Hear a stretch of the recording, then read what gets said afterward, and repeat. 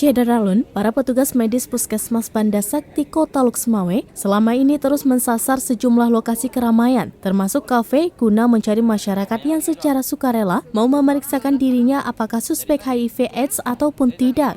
Seperti yang terlihat di sebuah kafe di Loksmawe pada Kamis 6 Oktober 2022, sejumlah petugas medis dengan berbagai peralatan kesehatan duduk di sebuah meja.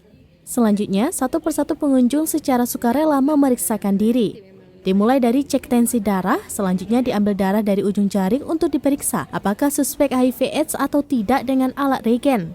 Ada 12 orang yang secara sukarela memeriksakan diri, hasilnya semuanya negatif. Pemegang program HIV/AIDS di Puskesmas Banda Sakti Cuita menjelaskan kasus HIV/AIDS seperti fenomena gunung es, di mana data yang didapatkan saat ini hanya sebagian kecil dari besarnya jumlah orang yang sebenarnya mengidap HIV/AIDS. Hal ini karena banyak orang tidak memeriksakan dirinya, sehingga angka pasti jumlah ODHA hingga saat ini tidak dapat diketahui. Kepada warga yang merasa selama ini berperilaku berisiko, dipersilahkan memeriksakan diri. Iya, untuk sekarang ini memang program rutin kita, tapi tidak setiap hari, kita ada jadwalnya tersendiri. Sebulan berapa kali, Bu? Sebulan kita bisa 5 kali turun lapangannya. Berarti ini sasarannya tempat-tempat keramaian, Bu ya? Sebenarnya sasaran kita itu di Sorong ya, kita punya penjangkau, tapi karena untuk mencari itu agak sulit, kita turun ke kafe atau ke tempat keramaian lah ya, karena HIV/AIDS kan bukan saja dari hubungan seksual, tapi juga dari darah, dari darah. Bisa saja karena kecelakaan, ya. Jadi untuk itu kita